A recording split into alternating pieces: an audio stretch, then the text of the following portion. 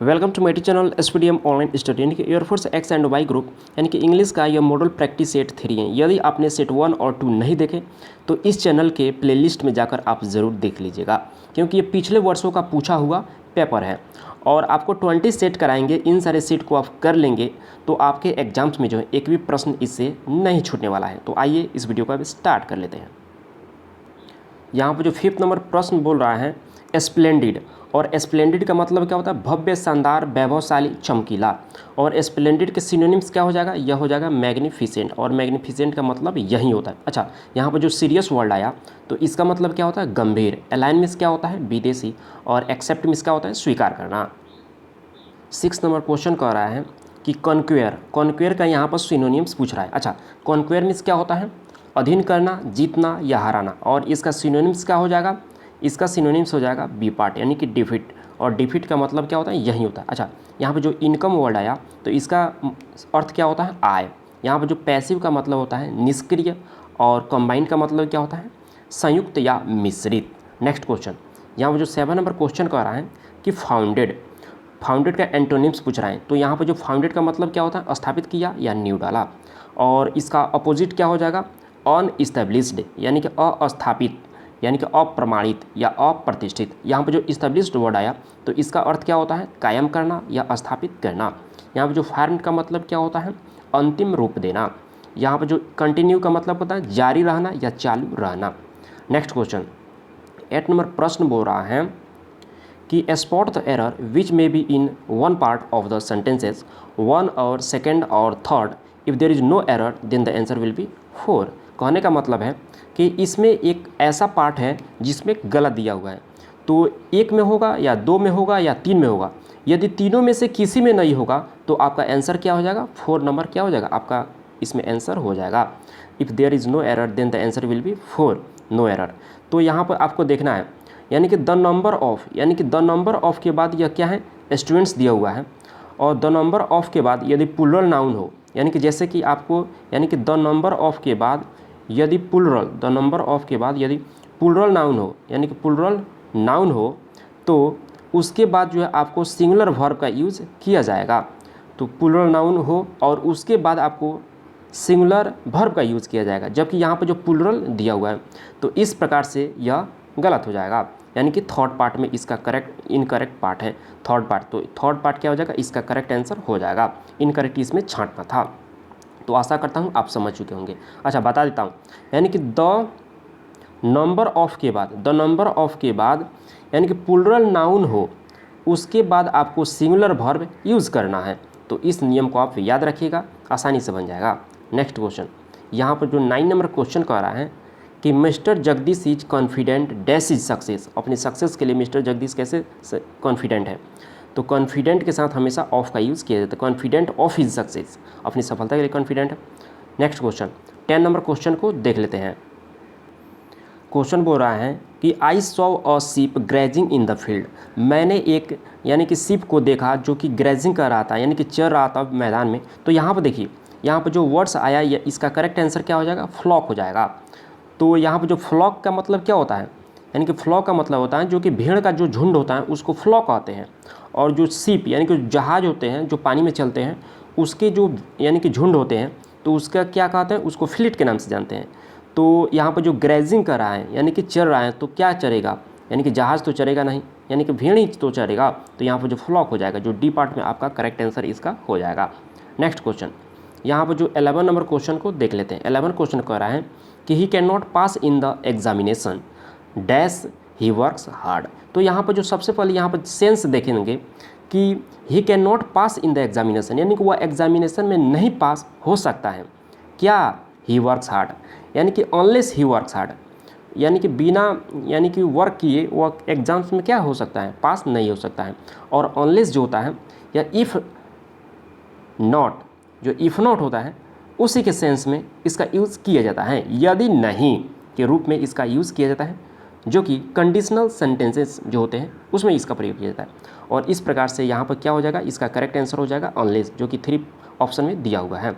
Next question यहाँ पर देख लेते हैं, यानी कि 12 नंबर प्रश्न बोल रहा है कि he is going to remind her dash your coming.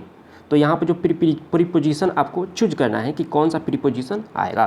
तो रिमाइंड जो होता है इसके साथ जो है ऑफ का यूज़ किया जाता है, रिमाइंड ऑफ योर कमिंग, जो कि ए पार्ट में इसका करेक्ट आंसर हो जाएगा। नेक्स्ट क्वेश्चन 30 नंबर प्रश्न बोल रहा है कि ही यानी कि that which not defeated, one word क्या होगा, यानी कि that which can not be defeated यानी कि जो नहीं हारता, तो उसको क्या कहते हैं, इनविंसिबल, इनविंसिबल, जो कि सेकेंड पार्ट क्या हो जाएगा, इसका करेक्ट आंसर हो जाएगा। नेक्स्ट क्वेश्चन यहाँ पर देख लेते हैं 40 नंबर प्रश्न क्या बोल रहा है, the traffic police said to us where are you going. देखिए इसमें सबसे पहले आपको क्या करना है, जो यहाँ पर जो WH क्वेश्चन से स्टार्ट हुआ है, तो यहाँ पर जो सैड टू हो तो उसको डायरेक्ट किस में चेंज कर देंगे, आस्क्ड में। आस्क्ड में थोड़ा आराम से समझिएगा, बहुत आसानी से आप समझ पाएंगे। यानी क्या किस में चेंज करेंगे, सैड टू को, यदि WH क्वेश्चन हो तो आस्क्ड में चेंज कर देंगे। उसके बाद यहाँ पर देखिए, यहाँ पर जो इन्वर्टेड कोमास होता है उसके बदले में यहाँ पर कुछ भी नहीं दिया जाता है। उसके बाद डायरेक्ट यानी कि इसके बदले आस्क्ड, उसके बाद इन्वर्टेड कोमास के हटा देते हैं, उसके बाद इसके बदले में कुछ भी नहीं देते हैं, उसके बाद डायरेक्ट यहाँ पर वेयर डायरेक्ट लिख देंगे। उसके बाद यानी कि जो यहाँ यह सब्जेक्ट है, सब्जेक्ट यह सेकंड पर्सन का है, तो यह रिपोर्टिंग स्पीच का जो सब्जेक्ट होता है यह रिपोर्टिंग वर्ब के ऑब्जेक्ट के अनुसार चेंज होता है। ठीक, तो ऑब्जेक्ट में क्या है, यहाँ पर अस है, तो अस का सब्जेक्टिव केस यानी क्या होगा, यानी अस क्या है, यह ऑब्जेक्टिव केस में है, और इस अस का सब्जेक्टिव केस क्या हो जाएगा, वी हो जाएगा, और वी हो जाएगा। तो यहाँ पर देखेंगे इस तरह से किसी ऑप्शन में है, तो यहाँ पर इसमें एक भी नहीं दिया हुआ है, सेकंड नंबर ऑप्शन में दिया हुआ है, थर्ड नंबर ऑप्शन में नहीं दिया हुआ है, सेकंड में दिया हुआ है, तो सेकंड नंबर क्या हो जाएगा, आपका करेक्ट आंसर हो जाएगा। और हाँ, यहाँ पर जो रिपोर्टिंग वर्ब का सेंटेंस यदि पास्ट में हो तो रिपोर्टिंग स्पीच का सेंटेंस भी पास्ट में चेंज किया जाता है, तो इसे भी आपको याद रखना है। और थोड़ा सा इसमें देखकर आपको डायरेक्ट टिक मार देना है, उतना ज़्यादा देखने की आवश्यकता नहीं है, लेकिन इसे भी आपको नज़रअंदाज नहीं करना है यदि ऐसा हो तो आप इसका करेक्ट आंसर क्या हो जाएगा, सेकंड नंबर इसका करेक्ट आंसर हो जाएगा।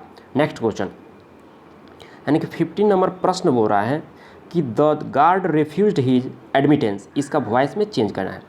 यहाँ जो हीज एडमिटेंस है यानी कि ऑब्जेक्ट, यह ऑब्जेक्ट जो है यानी कि पैसिव वॉइस में चेंज करने के लिए यह क्या हो जाएगा, सब्जेक्ट हो जाता है।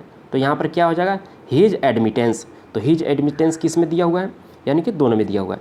उसके बाद जो यह सेंटेंस है यह सिंपल पास्ट में है, तो सिंपल पास्ट का जो हेल्पिंग वर्ब क्या होता है, वाज वर होता है, क्या होता है, वाज वर। तो इसके बाद यानी कि हीज एडमिटेंस के बाद वाज वर किस में है, तो ए में नहीं दिया हुआ है। उसके बाद यहाँ पर जो सेकंड में दिया हुआ है, यहाँ पर 3 ऑप्शन में नहीं दिया हुआ है, तो कौन सा आंसर आपका करेक्ट हो जाएगा, सेकंड नंबर ऑप्शन क्या हो जाएगा, इसका करेक्ट आंसर हो जाएगा। तो इस प्रकार से आप आसानी से इसको सॉल्व कर पाएंगे। नेक्स्ट क्वेश्चन, तो यहाँ पर 16 प्रश्न में बोल रहा है कि टू लैंड एन ईयर का इसका आइडियम्स एंड फ्रेजेज आपको चूज करना है। टू लैंड एन ईयर का अर्थ होता है ध्यान से सुनना, और इसका वन यानी कि आइडियम्स फ्रेजेज क्या हो जाएगा, टू लिसन, जो कि सेकंड नंबर ऑप्शन क्या है, इसका करेक्ट आंसर हो जाएगा। अच्छा 17 नंबर प्रश्न बोल रहा है कि यहाँ पर जो न्यूसेंस दिया हुआ है इसका सिनोनिम्स पूछ रहा है।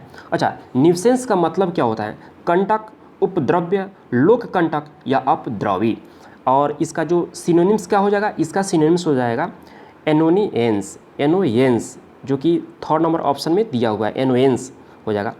और एनोयंस का मतलब क्या होता है, यही होता है। अच्छा यहाँ जो यानी कि एबोलिस का मतलब क्या होता है, एबोलिस जो वर्ड दिया हुआ है इसका मतलब होता है समाप्त करना। अच्छा यहाँ पर जो कैंसिल का मतलब होता है रद्द करना, और यहाँ पर जो कंबाइंड वर्ड आया है इसका मतलब होता है संयुक्त या मिश्रित। नेक्स्ट क्वेश्चन, यहाँ पर जो 18 नंबर प्रश्न को देख लेते हैं। 18 नंबर प्रश्न कह रहा है कि no sooner had I reached there यानी कि डैश ही हैड गॉन। तो यहाँ पर जो नो सूनर आए तो सबसे पहले आपको याद रखना है कि नो सूनर के जस्ट बाद आपको हैड लगाना है, इसे भी यह मिस करता है। नो सूनर के जस्ट बाद क्या करना है, हैड लगाना है, इसको याद रखना है। उसके बाद यहाँ पर जो आगे और फिल करने के लिए दे तो वहाँ पर क्या लगाना है, देन, THAN वाला देन।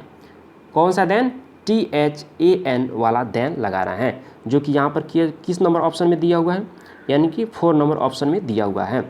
तो यहाँ पर क्या हो जाएगा, 4 नंबर ऑप्शन जो है इसका करेक्ट आंसर हो जाएगा।